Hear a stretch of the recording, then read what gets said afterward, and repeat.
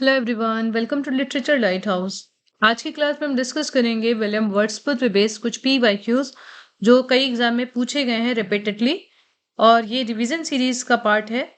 जो भी student TGT, PGT, GIC, EMRS, KVS, NVS जो भी कॉम्पिटिटिव एग्जाम है for teaching, main subject is English, तो आप उसके लिए जो भी PYQs हैं तो आप उसको देख सकते हैं।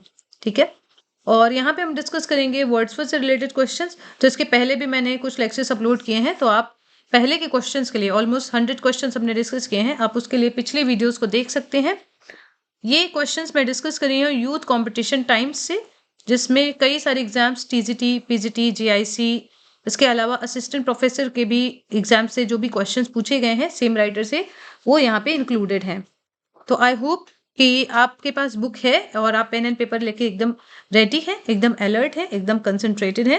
तो स्टार्ट करते हैं क्वेश्चन नंबर 101 से। Okay, question number 101, which of the following statement on the prelude by William Wordsworth is are not true. तो इसमें से हमें बहुत ध्यान देना है, जब भी ऐसे क्वेश्चन आते हैं नॉट या इनकरेक्ट वाले, वहां आपको फोकस करना है। इसमें से कोई एक स्टेटमेंट या कोई दो स्टेटमेंट करेक्ट नहीं है प्रिल्यूड के बारे में। पहला तो है the prelude was published posthumously, तो यस 1850 में पब्लिश होता है। In the poem Wordsworth record his development as a poet, तो बिल्कुल इन्होंने अपनी चाइल्डहुड से मैच्योरिटी तक की जो भी इंसिडेंट्स हुई हैं वन बाय वन करके चीजों को बताया है। The poem runs to 14 books, सही बात है, 14 बुक्स में डिवाइड की गई है। मैरी हचिंसन ने इसको डिवाइड किया था। At crucial stages the poem celebrates the sublime natural scenery in developing his spiritual, moral and imaginative nature. तो यहाँ पे पोएट सेलिब्रेट करते हैं सब्लाइम नेचुरल सीनरी को, जिन्होंने उनकी स्पिरिचुअल, मॉरल एंड इमेजिनेटिव जो भी थिंकिंग है उसको डेवलप किया है और नेचर से रिलेटेड उन चीजों को बताया है। ओके, नेक्स्ट ऑप्शन है poems like Michael the old Cumberland beggar, she dwelt among the untrodden veg, nothing, ये सभी इस पोएम में प्रिल्यूड में पब्लिश हुई हैं। तो ये स्टेटमेंट गलत है, क्योंकि ये ये पोएम्स इसमें पब्लिश नहीं हुई हैं। ठीक है, आपका ऑप्शन जो होगा वो कौन सा सही नहीं होगा, डी ऑप्शन। ठीक है, तो यहाँ पे आपका ऑप्शन है डी इज नॉट ट्रू। ये देखिए, ये आपको इस तरह के स्टेटमेंट बहुत ध्यान से पढ़ना है कि कौन सा ऑप्शन दिया है। अब कई बार लोग करते हैं कि डायरेक्ट डी लगा देंगे, देखेंगे ही नहीं क्या लिखा है इसमें। तो डी में लिखा है ओनली सी इज ट्रू, तो ऐसा नहीं है, A B C तीनों सही है, डी वाला ऑप्शन नहीं सही है, क्योंकि ये पोएम्स पब्लिश होती हैं लिरिकल बैलेट्स के सेकेंड एडिशन में। ठीक है, 1800 एडिशन में ऐड होती हैं नटिंग, ये सब। तो आपको याद रखना है ये पोएम लिरिकल बैलेट्स में पब्लिश होती हैं, और द प्रिल्यूड पब्लिश हुआ था 1850 में। ओके, इसको इन्होंने 1805 में कंप्लीट किया था। 14 बुक्स में इसको पब्लिश किया जाता है, ये हमें ध्यान रखना है। 1799 से 1805 ऐसा बोला जाता है, 1805 तक लिखा गया है। कई जगह 1798 भी मिलता है आपको। चलिए एग्जाम पॉइंट्स डिस्कस करते हैं। एग्जाम पॉइंट अरोरा बुक से है, तो जिनके पास SK अरोरा की बुक है वो देख सकते हैं। Coleridge was to first to criticize Wordsworth theory of poetic diction, ये क्वेश्चन कई बार पूछा गया है, who was the first to criticize Wordsworth theory of poetic diction। इसके बाद T.S. Eliot ने भी इनकी poetic theory को criticize किया है। Wordsworth settled down with his sister Dorothy and Coleridge and at Alfoxden, but for the last 50 years of his life he lived first at Dove Cottage, Grasmere and finally at Rydal Mount। तो ये दोनों question important है कि Wordsworth अपनी बहन के साथ डोरथी and Coleridge के साथ शुरुआत में तो एल्फॉक्सटन सेटल होते हैं, लेकिन बाद में लास्ट 50 ईयर्स उन्होंने अपनी लाइफ के बिताए हैं कहाँ पे, पहले तो डव कॉटेज ग्रासमेयर में, और फाइनली जब उनकी डेथ होती है उस समय वो राइडल माउंट में रह रहे होते हैं। तो आपको इनके प्लेस याद रखने हैं। ठीक है, सबटाइटल ऑफ द प्रिल्यूड, ये भी बहुत इंपॉर्टेंट है। The growth of A poets mind, बहुत इंपॉर्टेंट पॉइंट है। The growth of A poets mind 14 books में लिखा गया इसको। ठीक है, कितनी बुक्स में, 14 बुक्स में। द प्रिल्यूड इज इट कितनी books, how many books, 14 books. The complete title of the poem, complete title of the poem immortality ode, कई बार मैंने आपको बोला है कंप्लीट टाइटल आपको याद रखना है। Ode intimations of immortality from recollection of early childhood, ode intimations of immortality from recollection of early childhood 1803 to 1806। ठीक है, याद रखेंगे आप इसको। In which poem Wordsworth calls a child best philosopher, mighty prophet, prophet, sheer blessed. Best philosopher इन्होंने बोला है child को, तो इंटीमेशन वर्ड में ही बोला है, ठीक है। The child is the father of man lines आती है। The complete title of the poem Tinner Abbey is composed a few miles above Tinton Abbey on revisiting the bank of the Wye during a tour July 13, 1798. तो ये revisit किया है इन्होंने इस place को 1798 में। पहली बार इन्होंने कब विजिट किया है? तो 1793 में, 5 इयर्स पहले। ओके, नेक्स्ट है I wandered lonely as a cloud. ये लाइंस डैफोडिल्स पोएम से ली गई है। वर्ड्सवर्थ ने इन लाइंस को लिखा है। 10,000 saw I at a glance, दोनों लाइन इंपॉर्टेंट है डैफोडिल्स से, ठीक है। आप पूरी पोएम को पढ़ेंगे। नेक्स्ट है Proteus is a Greek god, sea god है, who can assume different shape. Proteus एक सी गॉड है जो अलग अलग शेप ले सकते हैं, अलग अलग शेप एज्यूम कर सकते हैं। द अदर सी गॉड, दूसरे सी गॉड है, ग्रीक सी गॉड है Triton, who rises with his conch which he blows in order to calm the waves। तो ये अपनी कॉन्च के साथ राइज होते हैं और इस कॉन्च को वो ब्लो करते हैं वेव्स को काम करने के लिए, शांत करने के लिए। तो ये दोनों गॉड वर्ड्सवर्थ की किस पोएम में अपीयर होते हैं? The world is too much with us, बहुत इंपॉर्टेंट पोएम है। The world is too much with us, ठीक है। The sea that bares her bosom to the moon, lines important है, ये लाइन्स आती हैं the world is too much with us में, ठीक है। आपके लिए पीवाईक्यूज की सीरीज काफी हेल्पफुल है। जो भी बच्चे तैयारी कर रहे हैं जरूर इसे देखिए, नोट करिए। जो भी अलग क्वेश्चन आपने देखे हैं या जो आपने कभी पढ़े नहीं है उनको नोट्स में अपने ऐड करिए, ठीक है। The line that Shakespeare spake the faith and morals hold which Milton held, ये लाइन्स किस में आई हैं? बहुत इंपॉर्टेंट है। It is not to be thought of that flood, ये लाइन आती है it is not to be thought of that blood, ये सोनेट में है, सोनेट है ये। That Shakespeare spake the faith and morals hold which Milton held, ठीक है, ये आप इसको नोट करेंगे। नेक्स्ट है माइकल की कॉटेज। माइकल की कॉटेज का नाम क्या है? हमने ऑलरेडी डिस्कस किया था, द इवनिंग स्टार। ओके, क्या नाम है कॉटेज का? The evening star. पोयम है इनकी माइकल। अब बताइए विच of the following statements about lyrical ballads is not true. Not true बताइए, कौन सा स्टेटमेंट लिरिकल बैलेट्स के बारे में सही नहीं है? It carried only one ballad proper which was Coleridge the rime of ancient mariner. It also carried pastoral and other poems. It carried a preface which Wordsworth added in 1800. It also printed from Gray's LG written in a country churchyard। तो ये D option सही नहीं है, बाकी तो सही है। Ballad है इसमें, rhyme of the ancient mariner, कुछ पैस्टरल पोएम्स भी हैं जो आपने पढ़ी भी है।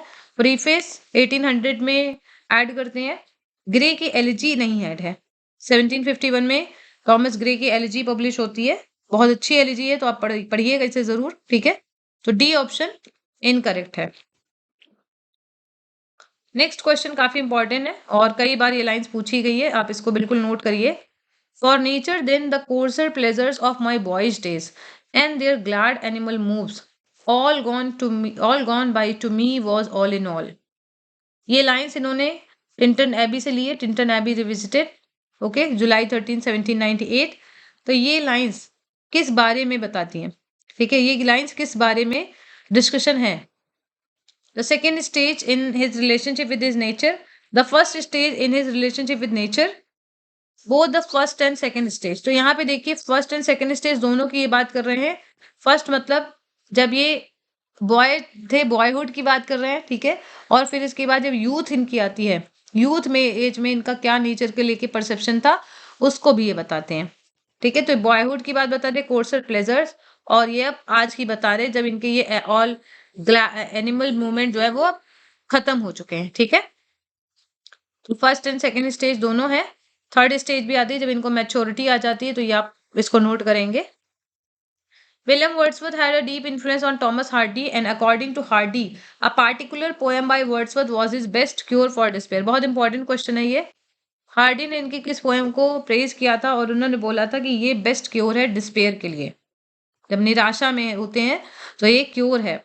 तो हार्डी को आप पेसिमिस्टिक राइटर के तौर पे जानते हैं, तो इनकी द लीच गैदरर पोएम को इन्होंने अप्रिशिएट किया है। लीच गैदरर जिसका दूसरा टाइटल है रेजोल्यूशन एंड इंडिपेंडेंस, पब्लिश होती है 1807 में, और इसको ओरिजिनली लिखा गया था 1802 में under the title the leech gatherer. इसका इन्फ्लुएंस थॉमस हार्डी पे बहुत ज्यादा पड़ता है।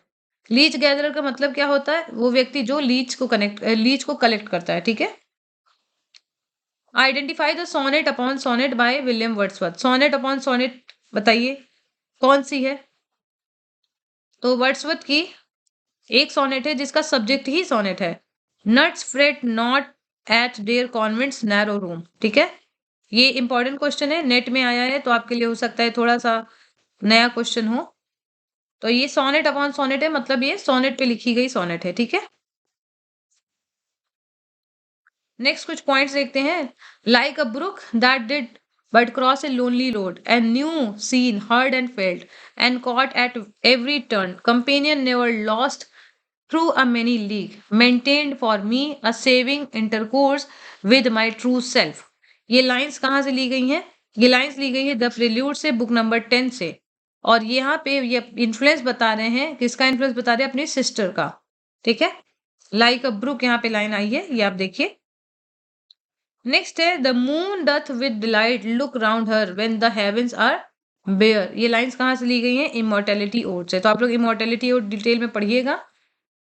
We are pressed by heavy laws, ये लाइन कहाँ से आई है? द फाउंटेन से, okay. The first line of prelude important है काफी। Oh there is blessing in this gentle breeze. ये बोटिंग एपिसोड ये लाइन जो है कहाँ से ली गई है? प्रिल्यूड से। Oh there is blessing in this gentle breeze, ठीक है। नेक्स्ट देखते हैं it was an act of stealth. तो ये it was an act of steel ये किस बारे में बता रहे हैं? बोटिंग एपिसोड के बारे में, ठीक है। प्रिल्यूड की ही लाइन है, ये आप ध्यान रखेंगे। Just as we are the immortal spirit grows like harmony in music. ये लाइन्स आई है प्रिल्यूड 1 से। तो मैं आपको ये बताना चाहती हूँ प्रिल्यूड से कुछ ही लाइंस पूछी जाती हैं, जैसे फर्स्ट लाइन कई बार पूछ ली जाती है, and blest was as to be, ये वाली जो लाइन है द फ्रेंच रेवोल्यूशन में भी लाइन आती है, ये लाइन पूछी जाती है, ठीक है। तो बहुत ज्यादा नहीं पूछी जाती है, पर जो यहाँ पे है आप एक बार उसे देख सकते हैं। Praise to the end thanks to the means which nature design to employ. ये लाइंस कहाँ से हैं? ये प्रिल्यूड 1 से हैं, ठीक है। नेक्स्ट लाइन काफी इंपॉर्टेंट है, ये पूछी गई है, तो जो इंपॉर्टेंट है उसे मैं आपको बताते जा रही हूँ। अ 6-year darling of A pygmy size, ये 7th स्टैंजा में लाइन आती है इमोर्टेलिटी ओड में, जिसमें कॉलरिज की चाइल्ड को इन्होंने रेफर किया है। तो ये क्वेश्चन पूछा गया है कई बार, ओके। कॉलरिज की चाइल्ड को किस पोएम में रेफर किया गया है? इंटीमेशन ओड के 7th स्टैंजा में। The still sad sad music of humanity, ये लाइंस तो बहुत ज्यादा बार रिपीट हुई हैं, तो टिंटन एबी की लाइन से इसे आप कोट करेंगे और इसे आप लिखेंगे, okay. The still sad music of humanity, Tintern Abbey की आप लाइंस को एक बार जरूर पढ़ेंगे, सारी लाइंस को। Who calls Wordsworth one of the Giants of English poetry, बहुत इंपॉर्टेंट है, जेसी रैनसम ने इन्हें बोला है one of the Giants of English poetry, okay. Who called Wordsworth a mountain the most massive in that lofty range which is called the romantic revival। Romantic revival में इन्होंने जेसी Smith ने Wordsworth को metaphorically बोला है अ mountain the most massive in that Lofty range, ठीक है।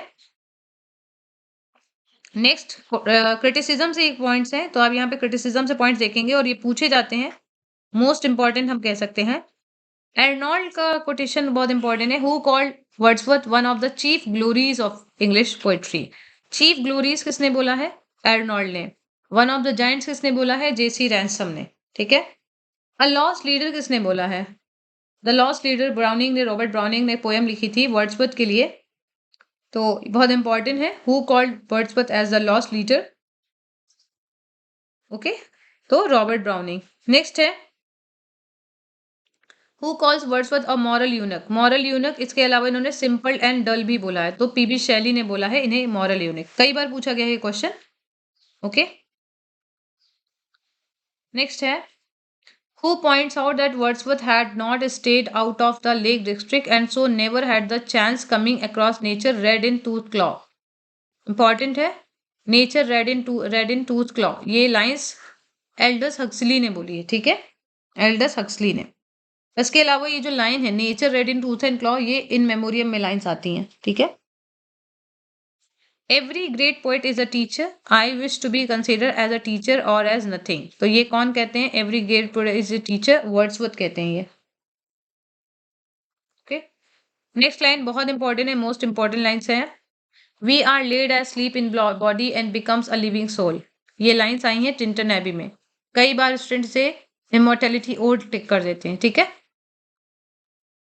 The prelude undoubtedly places Wordsworth the revolutionary, Wordsworth the man, Wordsworth the poet and Wordsworth the high priest of nature। तो ये lines किसने बोली है? प्रोफेसर हर्बर्ट रीड ने। तो यहाँ से कई बार क्वेश्चन बनता है, who called Wordsworth as the high priest of nature. तो हर्बर्ट रीड ने हाई प्रीस्ट ऑफ नेचर बोला है। एर्नॉल्ड ने क्या बोला है? One of the chief glories of English poetry, ठीक है। इन सभी पॉइंट्स को आप एक साथ लिखिएगा जिससे आपको याद करने में आसानी हो। When did Wordsworth meet Coleridge? Wordsworth Coleridge से कब मिलते हैं? तो 1795 में मिलते हैं। कहाँ मिलते हैं? समरसेट में। ओके, आप ये लिख सकते हैं। Wordsworth's best work was done between years 1798 and 1808 when he was under the influence of, किसके इन्फ्लुएंस में ये थे? कॉलरिज के इन्फ्लुएंस में थे, ठीक है। कॉलरिज से जब ये मिलते हैं 1795 में, उसके बाद इन्होंने डिसाइड किया था लिरिकल बैलेट्स लिखने को, और उसके बाद और भी कई सारे वर्क इन्होंने पब्लिश किए। तो इनका जो अच्छा जो पोइटिक करियर रहा या पीक पे रहा, वो जब कॉलरिज के साथ थे तब ये था। और इसके बाद 1810 में इनकी कॉलेज के साथ दोस्ती टूट जाती है बिकॉज कॉलेज ओपियम एडिक्टेड बन जाते हैं। लेकिन 1828 में दोबारा से इन्होंने रिकॉन्साइल कर लिया था, ठीक है। तो दोनों पॉइंट इंपॉर्टेंट है। 1795 में मिलते हैं, 1810 में इनकी दोस्ती टूट जाती है, लेकिन 1828 में लगभग 18 साल बाद इन्होंने अपनी दोस्ती दोबारा से रिकॉन्साइल कर ली। Who was Wordsworth great idol? Wordsworth के ग्रेट आइडल कौन थे? मिल्टन, ठीक है। कौन थे? Milton. William Wordsworth statement of purpose in publishing the lyrical ballads carries the following phrase. ये आपको फ्रेज कंप्लीट करना है, और यहाँ से मैंने ऑलरेडी लास्ट क्लास में भी डिस्कस किया था। To choose incidents from common life and to relate और describe them throughout as far as possible. तो यहाँ पे आपको चूज करना है in a selection really used by common man, in a selection of language really used by man, in difference to language actually used by man, या in a relation to language really used by man. तो आपको दोनों एक जैसे ही लग रहा होगा, तो आप बताइए कि इन्होंने क्या बोला है।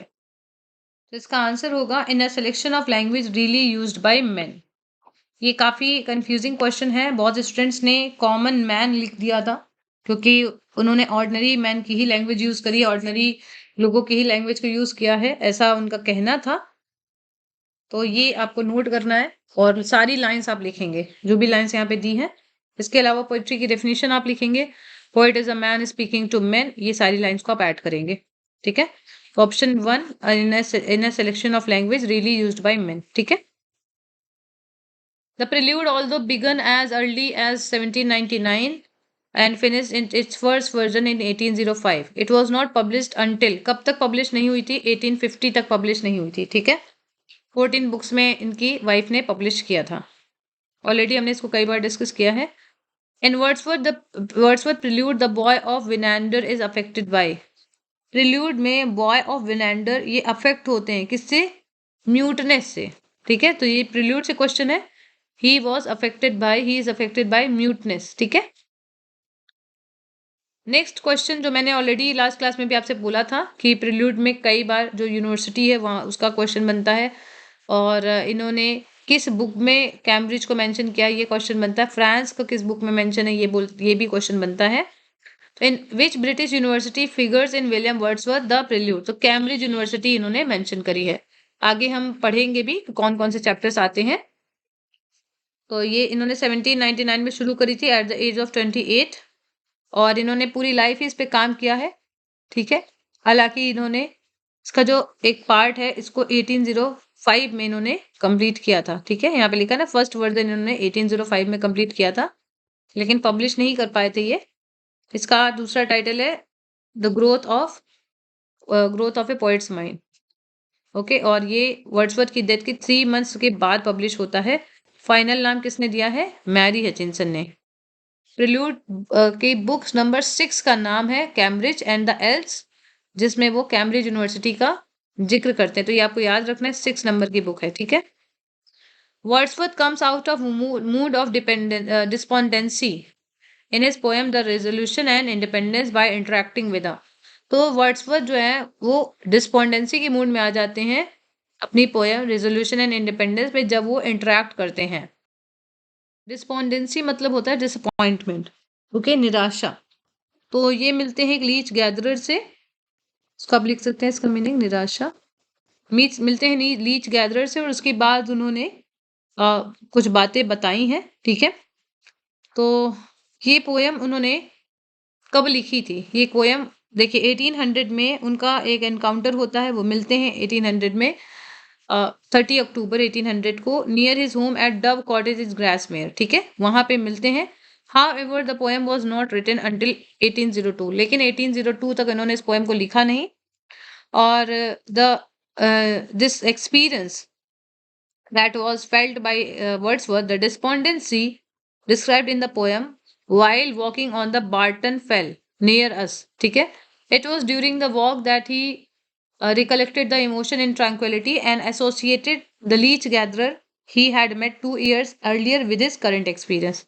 तो ये जो एक्सपीरियंस जो रहा है इनका, जो मेमोरी बेस्ड जो एक्सपीरियंस रहा है, इसे इन्होंने इंटरेक्ट किया है या इसे आप कह सकते हैं इन्होंने एसोसिएट किया है, ठीक है, लेकिन लिखा नहीं था इस वक्त जब इन्होंने लीच गैदर से जब इनकी मुलाकात हुई, जब ये मिलते हैं, तो ये भी आप पॉइंट नोट करेंगे, ओके।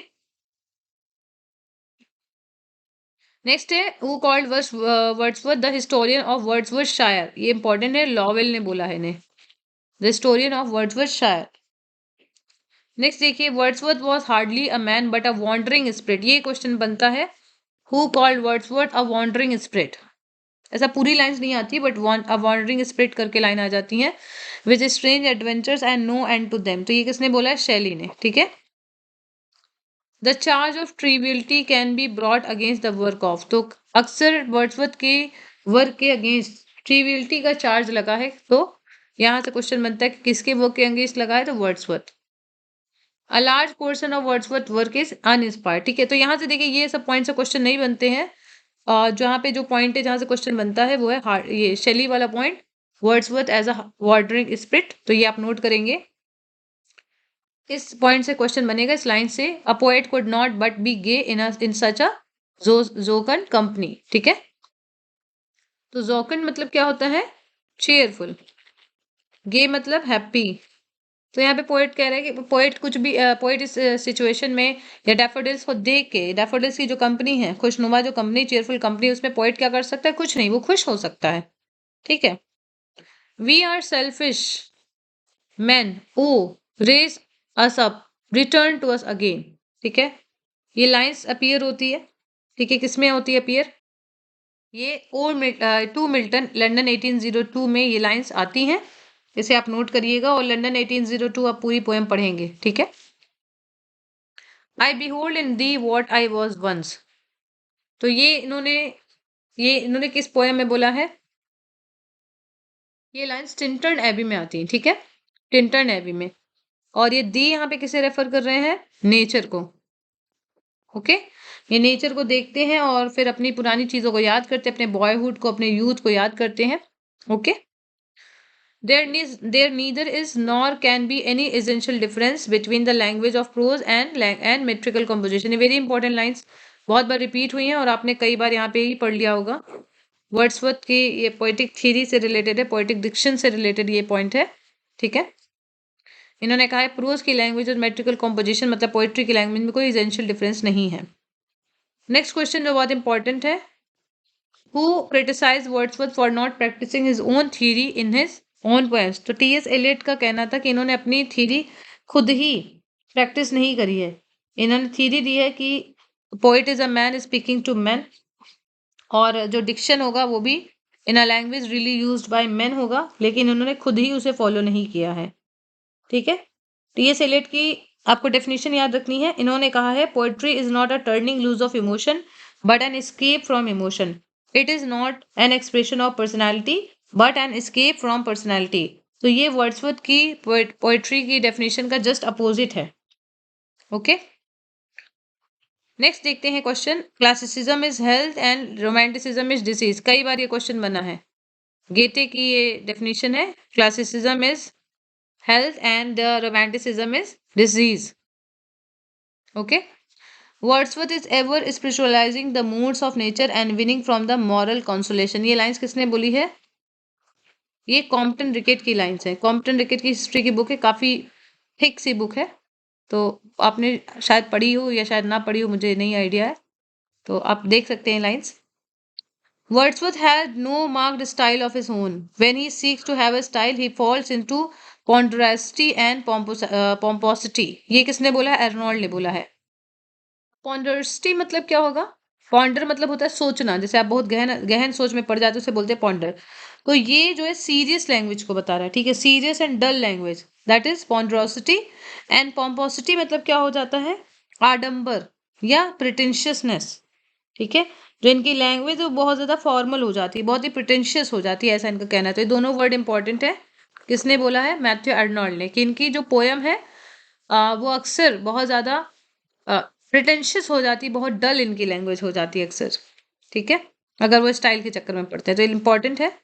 नेक्स्ट क्वेश्चन काफी इंपॉर्टेंट है। हु कॉल्ड द इमॉर्टलिटी और the high water mark of poetry? बहुत बार ये पूछी गई है क्वेश्चन।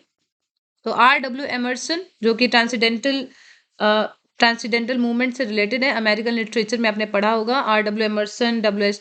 थॉरू, ठीक है, इन्होंने high water mark of poetry बोला है। ओके। वर्ड्सवर्थ अटर नथिंग बेस, बहुत इंपॉर्टेंट है। वर्ड्सवर्थ अटर नथिंग बेस, ये किसने बोला है? टेनिसन ने, ठीक है। जितनी भी कोटेशन है आप इसको एक जगह लिखेंगे। Just for a handful of silver he left us for just for a ribbon to stick in his coat, ये किसने बोला है? ब्राउनिंग ने, द लॉस्ट लीडर में। बहुत इंपॉर्टेंट है ये भी।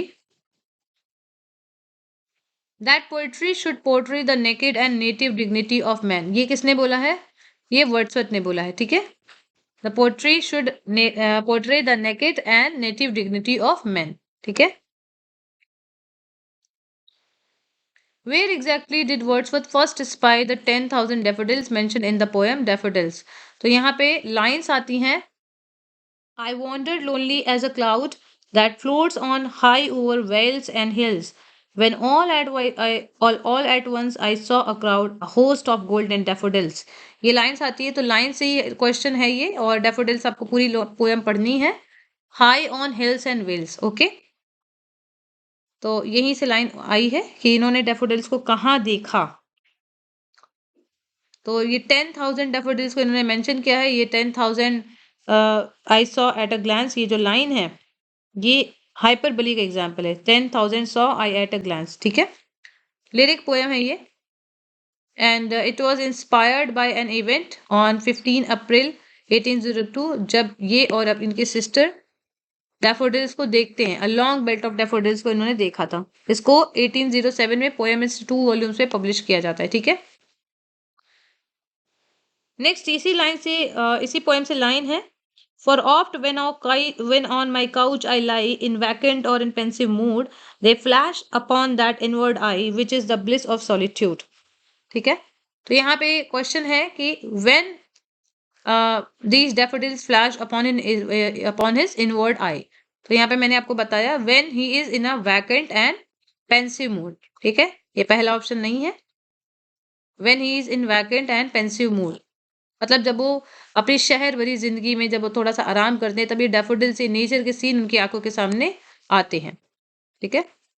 Wordsworth is not always melodious, ये किसने बोला है? He is seldom graceful and only occasionally inspired, ये विलियम जे लॉन्ग की लाइंस है, ठीक है। He is the greatest poet of nature that literature has produced, ये बोला है डब्ल्यू जे लॉन्ग ने। किसके बारे में बोला है? वर्ड्सवर्थ के बारे में, that he is the greatest poet of nature, okay. ये आप जे लॉन्ग लिख सकते हैं, डब्ल्यू जे लॉन्ग ने ये लाइंस बोली है। Where does Wordsworth compare himself to an Aeolian harp, बहुत इंपॉर्टेंट है, ये क्वेश्चन बना है, ठीक है। Aeolian sorry, this is Aeolian harp, ठीक है। तो ये प्रिल्यूड में इन्होंने कंपेयर किया खुद को, ये बहुत इंपॉर्टेंट पॉइंट है। Where were the lyrical ballads appreciated more than in England, lyrical ballads को इंग्लैंड से ज्यादा कहाँ अप्रिशिएट किया जाता है? तो अमेरिका में, ओके। तो यहाँ से आपको ये याद रखना है कि लिरिकल बैलेट्स का एडिशन अमेरिका में पब्लिश होता है 1802 में, और इसे वहाँ पे काफ़ी ज़्यादा अप्रिशिएट किया जाता है। इसको पब्लिश करने वाले रहते हैं जेम्स हम्फ्रीज। आप चाहें तो लिख सकते हैं जेम्स हम्फ्रीज, ठीक है। इन्होंने पब्लिश किया था लिरिकल बैलेट्स को यूएसए में। Okay. Who is absolutely without humour according to जेलोंग। तो ये विलियम वर्ड्सवर्थ को इन्होंने बोला है that Wordsworth is absolutely without humour. देखिए ये सारे क्वेश्चन मैंने देखे नहीं है अभी एग्जाम में, तो आप इसे बस पढ़ सकते हैं। जे लॉन्ग की एक और लाइन्स है, जब आप जे लॉन्ग की हिस्ट्री की बुक पढ़ेंगे तो आपको ये लाइन्स मिलेगी। Wordsworth gives you the bird and the flower, the wind and the tree and the leaves just as they are and is content to let them speak their own message. तो ये किसने बोला है? जे long ने बोला है, ठीक है। According to Long, William Wordsworth has only one side, that is inside. एक ही साइड है वर्ड्सवर्थ के अंदर, वो क्या है? इनसाइड, ठीक है। कुछ और क्वेश्चन करते हैं, 120 तक हम क्वेश्चन आज करेंगे। They flash upon the inward eye which is the bliss of solitude. तो what in Wordsworth poem daffodils flash upon the inward eye, क्या क्या इनकी आंखों के आगे फ्लैश होते हैं? तो डैफोडिल्स की ये बात करते हैं, ठीक है। डैफोडिल्स इनकी आंखों के आगे फ्लैश होते हैं। ओके। और इसी समय इनकी ब्रदर जॉन की भी डेथ होती है जब ये पोएम लिखी गई थी, उसी समय 1805 आप ईयर लिख सकते हैं, ठीक है। जॉन की डेथ होती है और इसका इनके ऊपर बहुत गहरा असर रहता है। इनकी ब्रदर जॉन की डेथ कैसे होती है? तो सी में हो जाती है, ठीक है, समंदर में, जिसके कारण ये काफी लोनली फील करते हैं। Poetry is emotion recollected in tranquillity. तो ये पोएट्री की डेफिनेशन से लाइन आई है, ये वर्ड्सवर्थ ने लाइंस दी है, उन्होंने बोला है। Okay. Poetry sheds no tears such as angels weep but natural and human tears. ये किसने बोला है? ये वर्ड्सवर्थ ने बोला है कि poetry shed no tears such as angels weep, ठीक है। वर्ड्सवर्थ ने ही बोला है ये lines. In his poem immortality ode Wordsworth is indebted. तो ये क्वेश्चन काफी बार पूछा गया है। तो ये इंडेप्टेड रहते हैं किसको? हेनरी वॉन की द रिट्रीट पोएम को। उन्होंने यहाँ से इंस्पिरेशन ली है, इस पोएम से इंस्पिरेशन ली है, तो आप इसको नोट कर सकते हैं। Who suggest a return to natural and simple living as the only remedy for human restlessness. तो वर्ड्सवर्थ ने ही बोला है रिटर्न टू नेचर, इन्होंने भी कॉन्सेप्ट को फॉलो किया है। इन्होंने बोला है कि जो नेचर है, simple living, that is the only remedy for human restlessness. जो ह्यूमन की जो दुख है उसका केवल एक ही रेमेडी है, वो है नेचर। तो रिटर्न टू नेचर जो रूसो का कॉन्सेप्ट था, इसको फॉलो किया इन्होंने। The only love sonnet of Wordsworth, only love sonnet by Wordsworth कौन है? क्या कौन सी है? Why are thou silent. कौन सी है? वाई आर दाउ साइलेंट, ठीक है, ये है। हालांकि यहाँ से क्वेश्चन बने नहीं है। नेक्स्ट देखिए, the poem happy warrior. Happy warrior इन्होंने पोएम लिखी है और इन्होंने किसकी डेथ पे लिखी है ये आप बताइए? तो इनकी ब्रदर जॉन वर्ड्सवर्थ की डेथ पे इन्होंने लिखी है। इस पोएम का पूरा नाम है character of the happy warrior. Heroic couplet में लिखी गई है और इसको देखा जाए तो थीम वाइज इसको लॉर्ड नेल्सन की मेमोरी में लिखी गई जाती है, लेकिन ये इनके ब्रदर जॉन की भी डेथ को कॉमेमोरेट करती है, ठीक है। पोएम का नाम है character of the happy warrior, लिखी गई है 1805 से 1806 के बीच में हीरोइक कपलेट में, ठीक है, आप नोट कर सकते हैं। Which is Wordsworth first volume of poetry. First volume of poetry क्या था? तो मैंने आपको बताया था 1793 में इन्होंने लिखी थी descriptive sketches.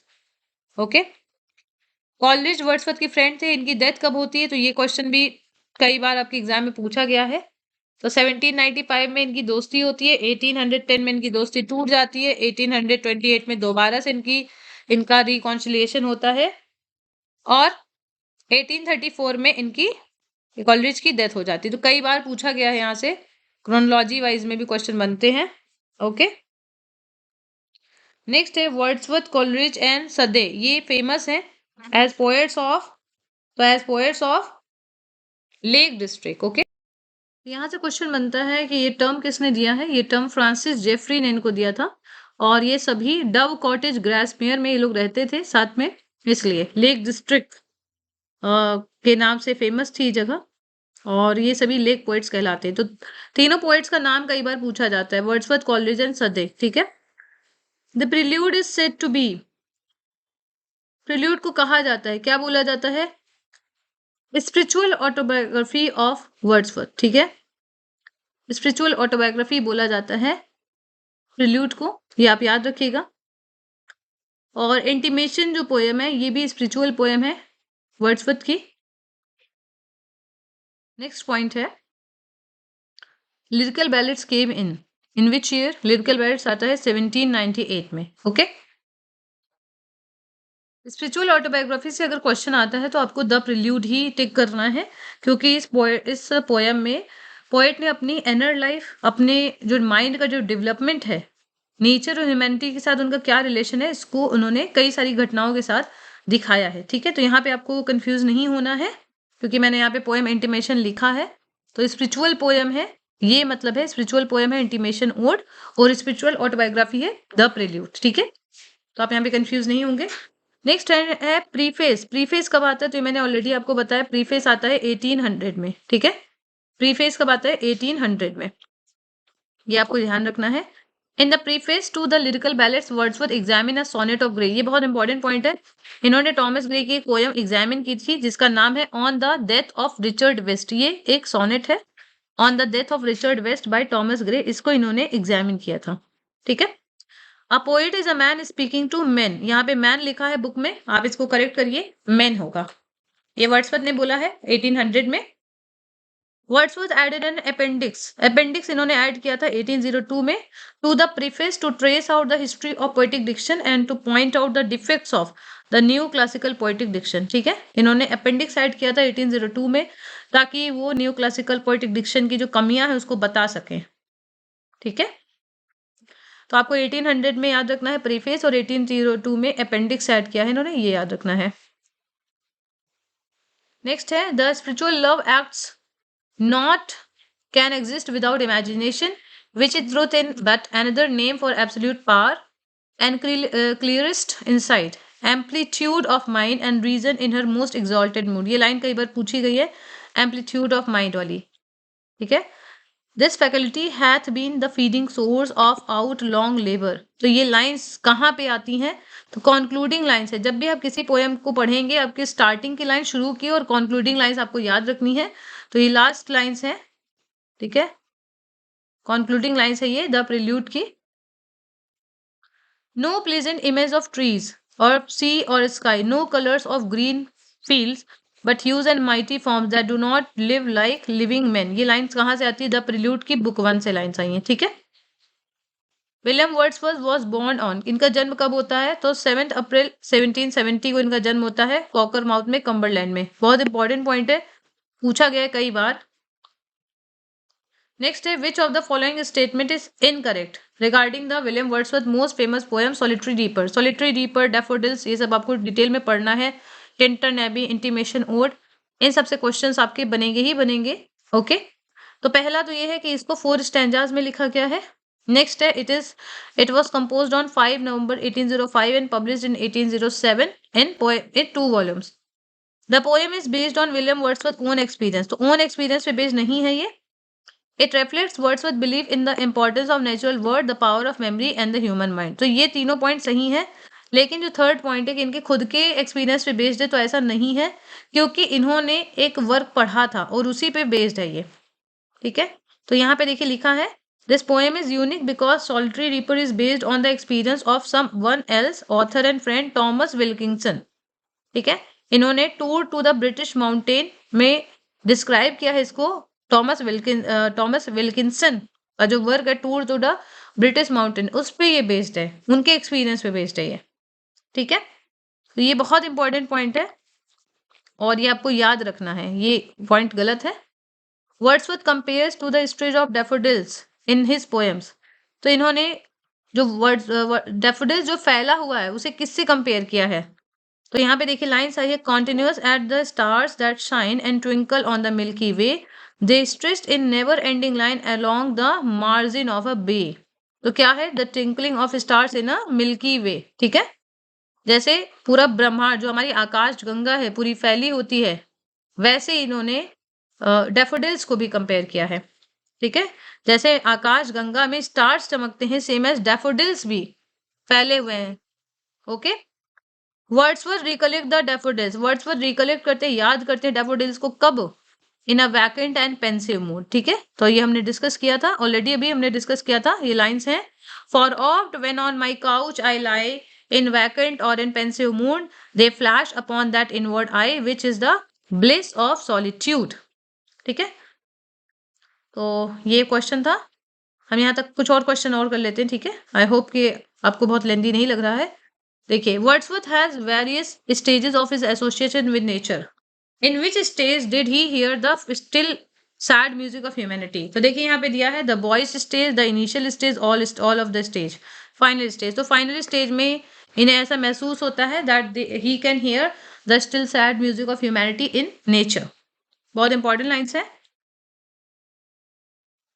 How many daffodils did the poet see at a glance. बहुत इंपॉर्टेंट है. इन्होंने 10,000 देखा. 10,000 saw I at a glance, tossing their heads in sprinkling dance. तो tossing their heads यहाँ पे personification हो गया है और hyperbole का भी यूज है. Where did the poet see the daffodils? RPSC से क्वेश्चन है. RPSC में daffodils prescribed थी, तो बहुत सारे क्वेश्चन यहाँ पे आए थे.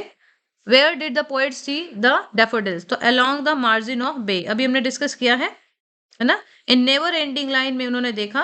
कभी भी ऐसा लग रहा था खत्म ही नहीं हो रहा. जैसे आप जैसे सरसों का खेत देखते हैं, है ना, तो सरसों का खेत जब आप देखते हैं तो आपको दूर दूर तक सरसों ही सरसों दिखती है ना. ऐसा लगता है जैसे चारों तरफ गोल्ड है. वैसे इन्होंने डैफोडिल्स को कंपेयर किया है. What were the daffodils doing. Daffodils क्या कर रहे थे. Floating high over vales and hills. ये लाइन्स आई है ना. तो सॉरी, यहाँ पे ये लाइन्स नहीं होगा, ये होगा D option. Tossing their heads in springly sprightly dance. यहाँ पे पूछा जा रहा है कि क्या वो कर रहे थे. यहाँ पे प्लेस नहीं पूछा गया है. तो लाइन्स है यहाँ पे, they that floats on high over hills, vales and hills, they outdid the springly waves in glee.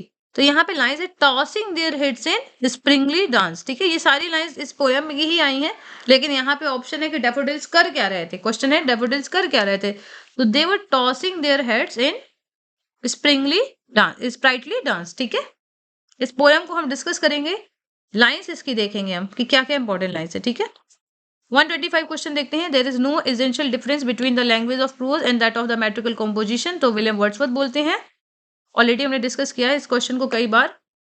The lyrical ballads were better appreciated in America than in England. ये हमने डिस्कस किया है. तो फर्स्ट एडिशन अमेरिका में कब publish होता है, तो आप बताइए, याद आ रहा है आपको कि नहीं, बताइए. अभी मैंने डिस्कस किया था 1802 में पहला एडिशन आता है. ठीक है, तो इस वर्क को, प्रीफेस टू लिरिकल बैलेट्स को, माना जाता है beginning of English romantic movement in literature. ठीक है, सेकेंड एडिशन आता है 1800 में, और इसके बाद 1802 में, 1805 में भी आता है. ठीक है, इस पेज का कुछ पॉइंट्स और देख लेते हैं, इसके बाद हम क्लास सम अप करेंगे और बाकी की जो भी पॉइंट्स हैं हम उसको नेक्स्ट क्लास में कंप्लीट कर देंगे. तो यूथ के सारे क्वेश्चन अगली क्लास में पूरे कंप्लीट हो जाएंगे. ठीक है, Wordsworth lived for 50 years. 50 years तक ये रहते हैं. कहाँ रहते हैं, द कम्बरलैंड डेल्समैन में. कम्बरलैंड में ये रहते हैं 50 साल तक. विच of the following, Michael, resolution and independence, it's a beautiful evening and the map queen है. ठीक है, ये सॉरी मैप क्वीन नहीं है, मे क्वीन ही है. क्वीन मैप जो है वो शैली ने लिखा था. ठीक है, इज नॉट बाय वर्ड्सवर्थ. तो इसमें पूछा गया है कि इसमें कौन सा नहीं है.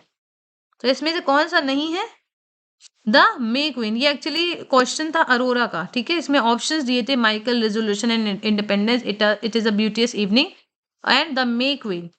तो ये किसने नहीं लिखा है, वर्ड्सवर्थ ने क्या नहीं लिखा है, तो द मे क्वीन लिखा है टेनीसन ने. ठीक है, किसने लिखा है, टेनीसन ने. और क्वीन मैप किसने लिखा है, शैली ने. ठीक है, इन्होंने कुछ और भी वर्क लिखे हैं, तो ये आप इसको सही कर लीजिएगा. Wordsworth publish descriptive sketches. इसके अलावा इन्होंने और क्या साथ में लिखा था, एन इवनिंग वॉक. ठीक है, इवनिंग वॉक कब लिखा था इन्होंने, वॉकिंग नहीं है, इवनिंग वॉक है 1793 में. ठीक है, ये क्वेश्चन कई बार बना है. Wordsworth poems mostly deals with, Wordsworth की पोएम डील करती हैं, क्या डील करती हैं, हम्बल एंड रस्टिक लाइफ. ठीक है, The Solitary Reaper was composed after a tour of Scotland in 1802, 1805 and published in 1807. तो Solitary Reaper कब पब्लिश हुई है, स्कॉटलैंड के टूर के बाद इन्होंने 1807 में पब्लिश की है. The Solitary Reaper was singing in, Solitary Reaper सिंग कर रही थी किस लैंग्वेज में, एर्स गैलिक. कई बार पूछा गया ये question. Tintern Abbey is, Tintern Abbey क्या है, तो ड्रामेटिक लिरिक है. ये भी क्वेश्चन कई बार बना है. ड्रामेटिक मोनोलॉग है, ड्रामेटिक लिरिक है, क्या है. ठीक है, नेक्स्ट लाइन से देखिए, perfect woman, nobly planned to warn, to comfort and command, and yet her spirit is still and bright, with something of an angel light. ये लाइंस किसके लिए इन्होंने लिखी है? अपनी वाइफ के लिए लिखी है. She was a Phantom of delight. बहुत इंपॉर्टेंट पोएम है, नाम इंपॉर्टेंट है. लाइंस पूछी जा सकती है, नहीं भी पूछी जा सकती, पर आप देख लीजिएगा क्योंकि लाइंस भी यहाँ पे लिखी हुई है, तो पढ़िए आप इसे. और इस पोएम का नाम बहुत इंपॉर्टेंट है. इन्होंने अपनी वाइफ के लिए लिखा था. She was a Phantom of delight. Her eyes as stars or twilight fair, like twilights to her dusky hair. ये लाइंस कहाँ से आती हैं? सेम पोएम से. मैरी हचिंसन के लिए इन्होंने पोएम लिखी थी. ठीक है. William Wordsworth was in 1791 in France, where he was a witness to the middle stage. ये फ्रांस में थे 1791 में, और फ्रेंच रिवॉल्यूशन का ये मिडिल स्टेज जो है इन्होंने विटनेस किया है. ठीक है. नेक्स्ट बहुत इंपॉर्टेंट पोएम है. ये लाइंस किसके लिए लिखी गई है और कहाँ से ये इंपॉर्टेंट है? She gave me eyes, she gave me ears and humble cares and delicate fears, a heart the fountain of sweet tears and love and hope and Joy.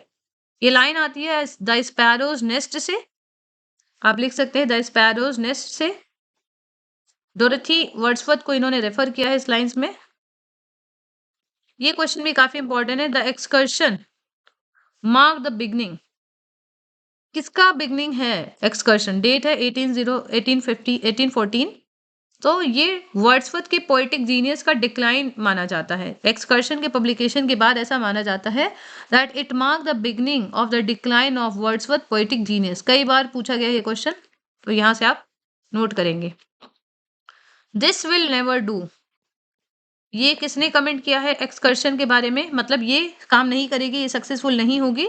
तो फ्रांसिस जेफरी ने ये कमेंट किया था excursion के बारे में, that this will never do. ये कभी भी सक्सेसफुल नहीं होगी. इन the poem she was a Phantom of delight, Wordsworth किसे सेलिब्रेट कर रहे हैं she was a Phantom of delight में? हिज वाइफ मैरी हचिंसन को. ठीक है, मैरी हचिंसन को ये सेलिब्रेट कर रहे हैं. But she is in her grave and oh that difference to me. ये लाइन्स कहाँ से आती है? लूसी ग्रे का पार्ट है ये. She dwelt among untrodden veg. किसका है? She dwelt among untrodden veg. तो लूसी पोएम्स को आप जरूर एक बार देखिएगा, और इसमें से भी क्वेश्चन बनता है कि लूसी पोएम्स में से कौन सा पार्ट नहीं है. तो Lucy grey the solitude, Lucy grey का लूसी पोएम्स का पार्ट नहीं है. इसकी 5 पोएम्स हैं लूसी पोएम्स में, तो आप जरूर देखिएगा कौन कौन सी पोएम्स है. पिछले लेक्चर में मैंने उसने डिस्कस भी किया है. But she is in her grave and oh the difference to me. तो she dwelt among the untrodden ways की लाइन्स है. ओके, देखिए यहीं पे लाइंस आ गई हैं, पोएम्स आ गई हैं. She dwelt among the untrodden ways, strange fits of passion have I known, a slumber did my spirit seal, 3 years she grew in sun and shower. ठीक है, ये 4 पोएम थी लूसी ग्रे में, और एक पोएम बाद में ऐड की गई थी. कौन सी पोएम 1801 में ऐड की गई थी? I travelled among unknown man. तो देखिए आपको पिछला लेक्चर देखने की जरूरत ही नहीं पड़ी, यहीं पे आपको पॉइंट्स मिल गए. 5 पोएम के नाम आपको याद रखने हैं और अपने नोट्स में ऐड करने हैं. तो मुझे उम्मीद है कि आपको ये लेक्चर सीरीज काफी हेल्पफुल लग रही है और आपका रिवीजन अच्छे से हो जा रहा है. जब आप नोट्स पढ़ रहे हैं उसके बाद जब आप क्वेश्चन पढ़ते हैं तो क्वेश्चन से आपको ज़्यादा आइडिया मिलता है कि कैसे कैसे क्वेश्चन बनेंगे या कहाँ से कैसे आपको चीज़ें याद रखनी है. ठीक है, तो पोएम को भी हम डिस्कस करेंगे. शॉर्ट मैं आपकी कुछ शॉर्ट वीडियोस बनाऊंगी जहाँ पे मैं इंपॉर्टेंट लाइंस आपके साथ डिस्कस करूंगी. तो आज के लिए इतना ही, मिलते हैं नेक्स्ट क्लास में. तो आप लोग अपना ध्यान रखिएगा. Take care. See you in the next class.